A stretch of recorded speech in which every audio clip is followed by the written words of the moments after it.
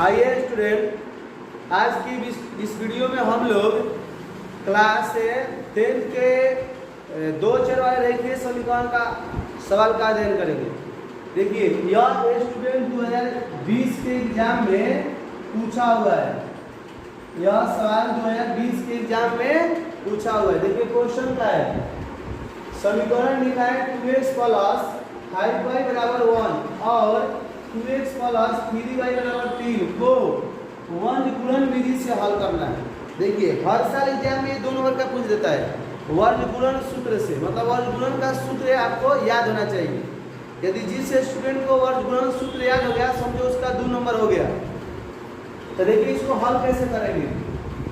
हल करने के लिए सबसे पहले आप इक्वेशन को उतारिएगा। आपका इक्वेशन क्या है, 2x प्लस 5y बराबर 1 है। तो देखिए वर्ग गुणन में आपको करना क्या होता है, आप एक पढ़े होंगे समीकरण का व्यापक रूप ax plus by plus c बराबर 0। तो देखिए यह इसके रूप का नहीं है। यदि यह इसके रूप का नहीं है तो इसके रूप को आप बना लीजिए इसको पहले। तो देखिए क्या लिखिएगा, 2x प्लस 5y और 1 को इस पर लाइए बराबर लिख लीजिए 0। देखिए इसके रूप का ये आ गया ना, इसको समीकरण 1 मान लीजिए। इसके बाद में आप क्या लिखिए, वो समीकरण जो 2 आपके दिए 2x प्लस 3y बराबर 3। अब देखिए इसको भी इसके रूप में लाइए। तो लिखिए 2x प्लस 3y माइनस 3 बराबर 0। ये आपका समीकरण 2 हो जाएगा।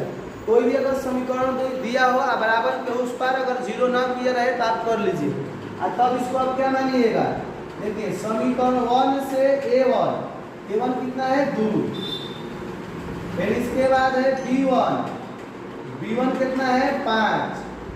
फिर इसके बाद c1 कितना है a1, देखिए a1 2, b1 5 और c1 माइनस 1।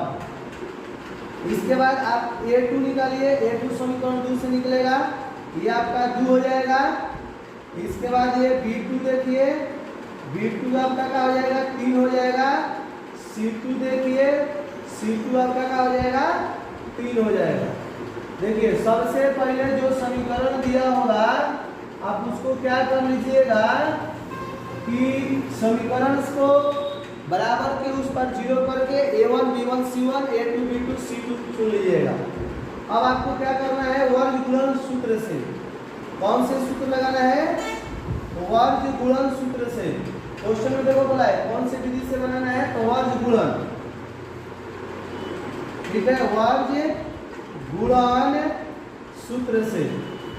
देखिए वर्ग गुणन का सूत्र क्या होता है, आप पहले x निकाल लीजिए।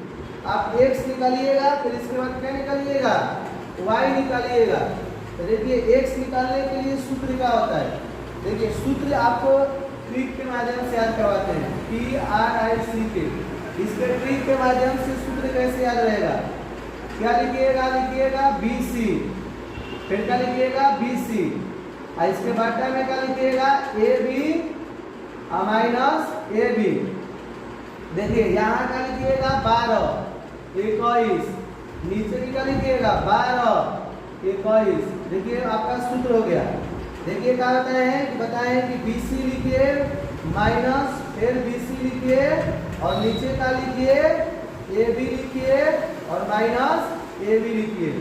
यहाँ डालिए 12, यहाँ डालिए 21, फिर नीचे यहाँ 12, फिर इसके नीचे मतलब 12 और 21 लगा दीजिए। ये आप समझ लिए हैं। अब इसके वैल्यू को रख करके x का मान फाइंड करते हैं। देखिए b1 बोर्ड पर देखिए, आप b1 दिखाई दे रहा है, हाँ 5 लिखिए 5 गुने c2 देखिए c2 कितना है 3 है।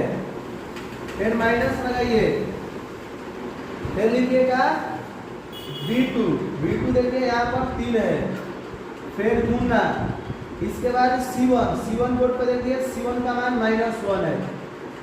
और इसके बाटा में लिखिए a1 का है 2 गुने b2 देखिए b2 क्या है 3, फिर माइनस a2 देखिए a2 आपका यहाँ बोर्ड पर देखिए a2 क्या है 2 है गुने b1, देखिए b1 आपका क्या है 5 है।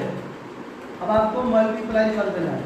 देखिए यहाँ पर इसमें माइनस छूटा हुआ है, इसको यहाँ माइनस कर देंगे तो यहाँ माइनस हो जाएगा, तो -15 हो जाएगा और ये क्या हो जाएगा +3 हो जाएगा और यहाँ का हो जाएगा 6 और ये क्या हो जाएगा ये क्या है b1 का मान 5 है, यहाँ माइनस प्लस होगा। b1 का मान यहाँ का है 5, ये लिखेंगे तो क्या लिखेंगे 10 हो जाएगा। अब x बराबर क्या लिखेंगे, यहाँ घटाएंगे तो कितना आएगा 12 और इसको घटाएंगे तो कितना आएगा -4, ये कटेगा माइनस से माइनस और 4 से 3, x का मान 3 आ गया। अब देखिए y का मान निकालेंगे, y का मान कैसे निकालेंगे, इसके लिए सूत्र क्या लिखेंगे, सबसे पहले लिखेंगे ca माइनस ca और नीचे वही लिखेंगे जो नीचे लिखे थे ab माइनस ab, यहाँ लिखेंगे 12 21, इसके बाद 12 21। देखिए अब इसके बाद c1 का मान डालेंगे, c1 का मान क्या है -1 गुने a2 का मान 2 है माइनस c2 का मान यहाँ से c2 का मान -3 है गुने a1 का मान क्या है 2 है। इसके बाद बटा में लिखेंगे a1 का मान 2 रखे हैं गुने b2 का मान क्या है, b2 का मान है आपको 3 माइनस a1 का मान देखिए इसमें भी लिखे होंगे, a1 का मान a2 का मान लिखिए 2 गुने b1 का मान यहाँ से b1 का मान का है 5